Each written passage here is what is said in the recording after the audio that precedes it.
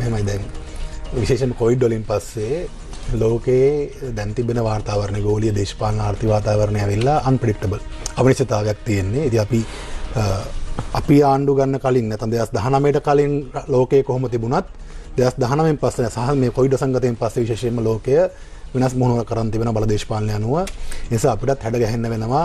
ඒ ඉදිරියේදී එන්න පුළුවන් ඒ සියලුම අවිනිශ්චිත තත්ත්වයන්ට ලෑස්තිලා ඉන්න පුළුවන් වාතාවරණයකට. ඔබ කිව්ව හරිය අපි ආණ්ඩු බලය ගන්නකොට අපේ රටේ ඩොලර් සංචිත ඉතාම අවම මට්ටමක තිබුණේ සහ කලින් හිට පාලකයෝ මේ වගේ අර්බුද වලට සූදානම් වෙන්න අවශ්‍ය කරන වාතාවරණයක් හදන් තිබුණෙත් නැහැ.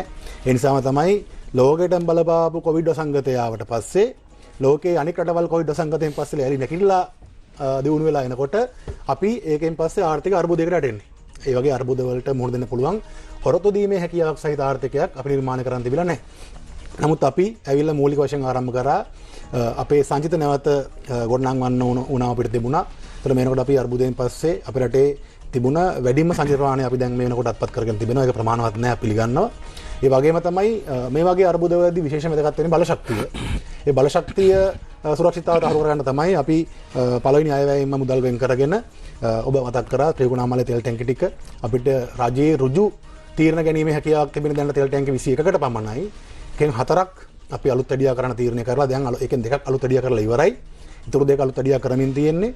ඒ වගේම ඩොලර් බිලියන 7.5ක් විතර වෙන් කරලා තියෙනවා අපි දැනට තෙල් ටැංකි වල ඉඳන් වරාය දක්වා වන නල පද්ධතිය තව සති කිහිපයකින් තව සති 2-3කින් ඒකේ ටෙන්ඩර් කෝල් කරනවා.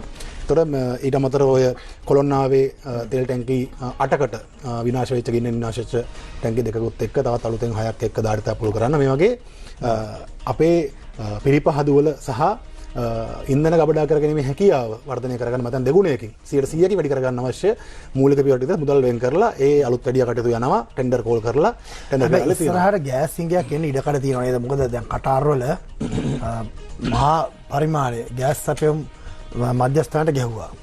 ඊළඟට දැන් හෝමුස් වැහුවොත් සමුද්‍ර සංධිය වහලා කියලා තාම කියන්නේ නැහැ. නමුත් ගියොත් ගහනවා කියනවා. එතකොට ඩොනල්ඩ් ට්‍රම්ප් කියනවා නෑ ඔයගොල්ලෝ යන්න අපි දෙන්නම් ඔයගොල්ලන්ට මේ ඉන්ෂුරන්ස් එකක් කියලා. ඉන්ෂුරන්ස් බලාගෙන මිනිස්සු වෙන්නේ නෑ. යම් විදියකින් ගෑස් සිංගයක් එන්න පුළුවන්.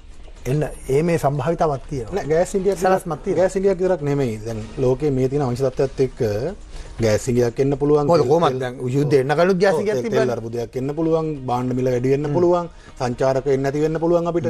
මේ වගේ අවිස්සා තියෙනවා. ඒතර මේවල සමහර දේවල් අපිට පාලනය කරන්න බැරි මට්ටමකින් තියෙනවා. අපි කොච්චර වද වුණා වුණත්, වරි වුණා වුණත් සමහර දේවල් අපේ පාලනයෙන් තොරයි.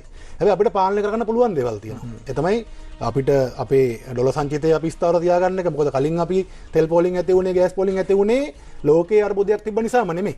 ලෝකයේ අර්බුද කාලෙන් කාලට හැමදාම තිබුණා. යුක්‍රේන රුසියා යුද්ධය තිබුණා. එතකොට අපිට තිබුණු ප්‍රශ්න තමයි අපිට එවැනි අර්බුදයකදී අපිට අවශ්‍ය කරන ආනයන ටික පියව ගන්න අවශ්‍ය විදේශ විනිමය හරිය තිබුණේ නැහැ. මේනකොට අපිට අද අපිට සංචිත එන එක නතර වුණා වුණත් තව මාස 4ක් යනකම් අපිට අවශ්‍ය කරන ආනයන පියව ගන්න අවශ්‍ය මුදල් සංචිත විදේශ සංචිත අපි ගාව තිබෙනවා.